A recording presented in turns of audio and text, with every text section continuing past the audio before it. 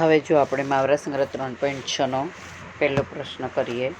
ઉપરનું હેડિંગ આપીને class work લખીને આજની તારીખ લખી નાખજો. પ્રશ્ન પહેલો 2x² વત્તા x ઓછા 1.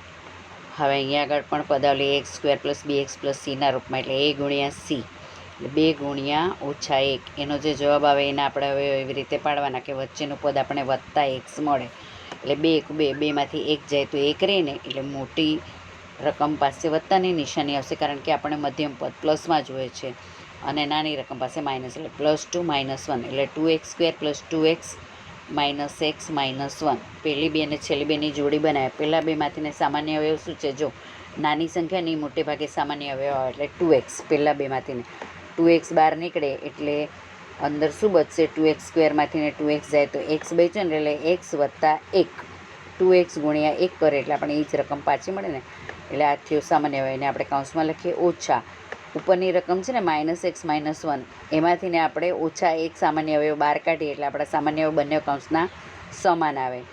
ઓછા 1 બહાર લઈએ એટલે અંદર x અને વત્તા 1 આવે કારણ કે માઇનસ પ્લસ માઇનસ થશે. હવે x + 1 સામાન્ય અવયવ એના પછીના પદમાં આપણે બહાર કાઢીએ એટલે x + 1 ગુણ્યા 2x - 1. એવી જ રીતે બાજુનો બીજો દાખલો જો 2m² વત્તા 5m ઓછા 3 એટલે 2 ગુણ્યા 3ના અવયવ આપણે પાડવાના.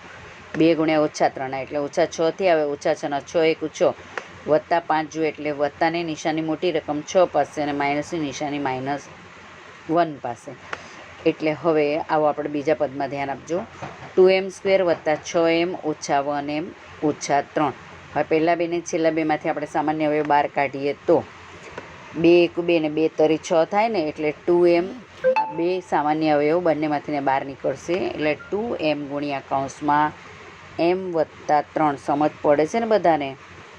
ઓછા 1 બહાર કાઢીએ એટલે કૌંસમાં m વત્તા 3. હવે જો આ બંને કૌંસના સામાન્ય અવયવ સમાન આવ્યા અને સમાન આવે એ રીતે જ આપણે અવયવ પાડવાના ને તો આપણા દાખલામાં ભૂલ કહેવાય. એટલે m+3 સામાન્ય અવયવ બહાર કાઢી લે. હવે બીજા કૌંસમાં એ સિવાયના અવયવ 2m - 1 એટલે પહેલા કૌંસમાં m+3 અને બીજા કૌંસમાં 2m - 1. આ જ રીતે ત્રીજો દાખલો આપણે કરવાનો છે. બધા દાખલા આ જ પ્રમાણે છે. જો ત્રીજા દાખલાની રકમમાં ધ્યાન આપો. 12x² વત્તા 61x વત્તા 77 12 ગુણ્યા 77. હવે આ 12 ગુણ્યા 77ના મૂળ અવયવ પાડીને એવી રીતે રીઅરેન્જ કરો કે જેનો સરવાળો બાદબાકી કરતાં આપણે વચ્ચેનું પદ 61 મળે.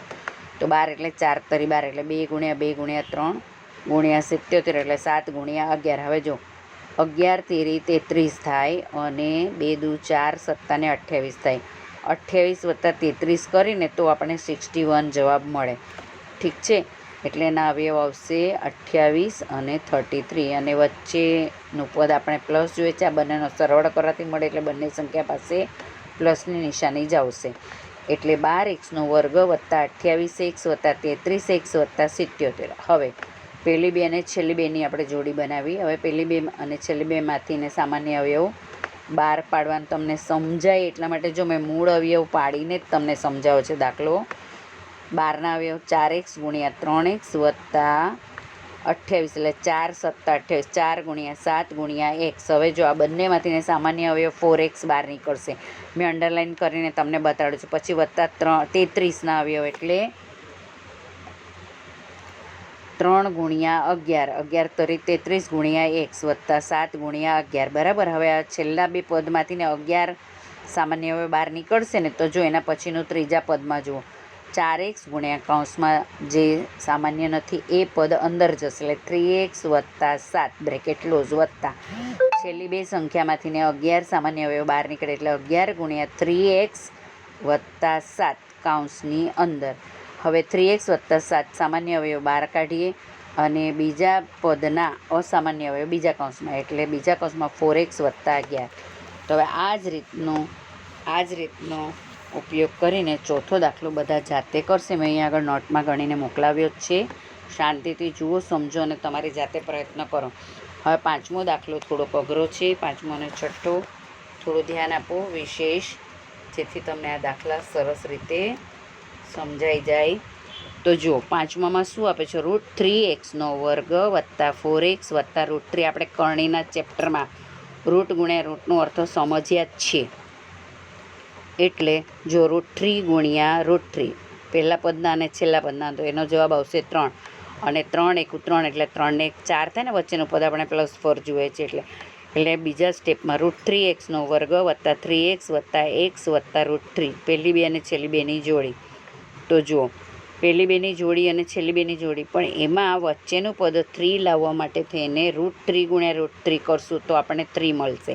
એટલે જો એ પ્રમાણે મેં તમને કરીને બતાવ્યું છે એના પછીના સ્ટેપ, એટલે √3x² વત્તા √3 × √3x વત્તા x વત્તા √3. હવે જો પહેલાં અને બીજા પદમાંથી ને √3x સામાન્ય અવયવ બહાર કાઢ્યો તો પહેલાં પદ પાસે x બચ્યો, એટલે કૌંસમાં x વત્તા બીજા પદમાં √3 બચ્યું, એટલે √3 લખ્યું, બ્રેકેટ ક્લોઝ, વત્તા ઉપરના પદમાં એક પણ સામાન્ય અવયવ નથી, એટલે 1 લખે તો પણ ચાલે, ન લખે તો પણ ચાલે. ઇટ ઇઝ અન્ડરસ્ટુડ નાવ.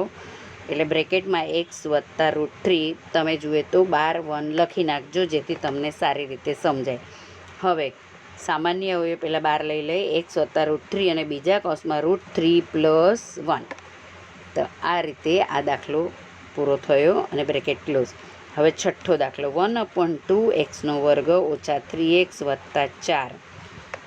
તો 1/2 અને 4 એનો એવી રીતે ગુણાકાર કરવાનો કે જેથી ને આ 1/2 ને આપણે 2 વડે ગુણી નાખીએ અને 2 વડે ભાગીએ તો મૂળ અવયવ એનો એ જ રહે ને.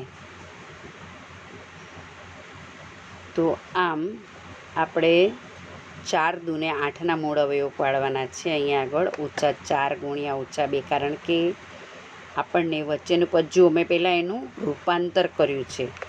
1/2 બહાર કાઢીએ તો x² - 3 દૂને 6x વત્તા 4 દૂને 8. આવી રીતે ત્રિપદીને પહેલાં પૂર્ણ કરીને પછી એના અવયવ બાજુમાં બતાડ્યા એ પ્રમાણે પાડ્યા છે. એટલે 1/2 × x², હવે -6x ને બ્રેક કર્યા, 8ના અવયવ 4 દૂને 8, 4 ને 2 6 થાય ને, એટલે -4x - 2x વત્તા 8, કારણ કે આપણે વચ્ચેનું પદ માઇનસ જોઈએ છે એટલે બંને પાસે માઇનસની નિશાની આવશે. એટલે 1/2 × x ગુણ્યા, હવે પહેલી બે અને છેલ્લી બેમાંથી, ને પહેલી બેમાંથી સામાન્ય અવયવ x નીકળે છે એટલે x × x - 4, પછી બીજી બે પદાવલીમાંથી ને -2 સામાન્ય અવયવ બહાર નીકળે છે એટલે -2 × કૌંસમાં x - 2 × 8. ઠીક છે, કારણ કે માઇનસ પ્લસ થશે એટલે =1/2 × કૌંસમાં સામાન્ય અવયવ પહેલાં આવશે x - 4 પહેલા કૌંસમાં અને બીજા કૌંસમાં x - 2. તો આ રીતે આ દાખલો પૂરો થયો આપણો.